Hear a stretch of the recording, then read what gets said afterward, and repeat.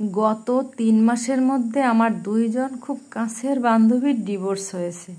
খুব বড় কারণ না ডিভোর্সের, আপাত দৃষ্টিতে কোনো কারণই না।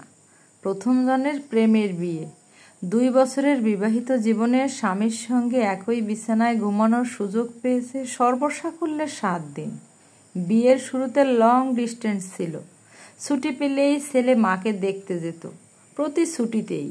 বউয়ের সাথে দেখা করা খুব একটা ইম্পর্ট্যান্ট না। আমার বান্ধবী ২-১বার জোর করে ছুটির সময় ওর শ্বশুরবাড়ি গেছে, কিন্তু রাত হলেই শাশুড়ির মাথা ব্যথা, জ্বর, এবং জ্বরের ওষুধ হচ্ছে ছেলে পাশে বসে থাকা। ফাইনালি ছেলে ট্রান্সফার নিয়ে ঢাকায় আসলে আমার বান্ধবী ভাবছিল এবার অন্তত একসাথে থাকা হবে। ছেলে ঢাকা আসা মাত্রই ওর শ্বশুর শাশুড়ি ঢাকায় এসে ৩ রুমের বাসা নিল। শাশুড়ি ওকে জানাই দিল, তুমি আর কিছুদিন পর আসো, ওখানেই কিছুদিন থেকে যাও, এই বাসায় তো জায়গা নাই। এক রুমে তোমার আব্বু আর আমি আছি, অন্য রুমে ওরা ২ ভাই, আর ছোট রুমটায় তোমার ননদ থাকবে। ছেলে মাঝে মাঝে তোমার সাথে দেখা করে আসবে। বিয়ের আগে ছেলে যুদ্ধ করে মাকে মানাইতে পারলেও বিয়ের পর হয়তো ভাবছে মায়ের পায়ের নিচে সন্তানের বেহেশত। এই ছোট্ট বিষয়টার সাথে আমার বান্ধবী মানাইতে পারে নাই। এতটাই স্বার্থপর যে ২ বছরের ৭ দিনও স্বামীর সঙ্গে থাকতে পারলো না। এই সামান্য বিষয়ে কম্প্রোমাইজ করতে পারলো না, এটাই কিন্তু বলবে সমাজ। দ্বিতীয় বান্ধবীর অ্যারেঞ্জ ম্যারেজ ছিল। শাশুড়ি যথেষ্ট শিক্ষিতা ও আধুনিক।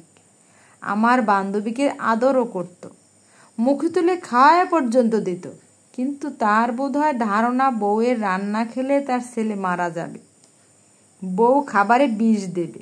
তাই ৪ বছরে একদিনও আমার বান্ধবী শখ করেও তার স্বামীর জন্য কিছু রান্না করতে পারে নাই, করলেও সেটি স্বামী পর্যন্ত পৌঁছায় নাই। আমার বাবু আমার হাতের রান্না ছাড়া অন্য কিছু খেতেই পারে না। যদিও তার বাবু অফিসে বা সাইড ভিজিটে গেলে গোগ্রাসেই গিলত, তখন সে খাবারটা কোথায় পেত?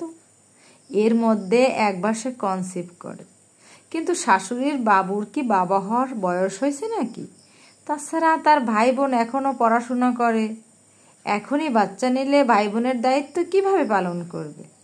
তাই আমার বান্ধবীর কনসেপ্ট জানা সত্ত্বেও তার শাশুড়ি গোপনে খাবার সঙ্গে ওষুধ মিশিয়ে তাকে খাইয়ে দেয়। আর এটা জানার পর তার স্বামীর রিয়াকশন ছিল এরকম, দেখো মা কি আমাদের খারাপ চায়? আমাদের সব থেকে ভালো যদি কেউ চায় সেটা হলো আমার মা। অ্যাবর্শনের পর আমার বান্ধবী প্রায় ৮ মাসের মতো বিছানায় পড়েছিল। সুস্থ হবার পর ডিভোর্স দিয়ে দিছে, শাশুড়ির নামে মামলা করেছিল। আপডেট জানি না, এটা কি ডিভোর্স দেওয়ার কোনো কারণ হলো? শাশুড়ি তো ভালোই চাইছিল, না হয় বাচ্চাটাই নষ্ট করে দিছে, তাই বলে ডিভোর্স মামলা? এই সামান্য বিষয়ে এখনকার মেয়েরা কনসিডার করতে পারে না, সংসার কিভাবে টিকবে? এটা হলো আমাদের সমাজের কথা।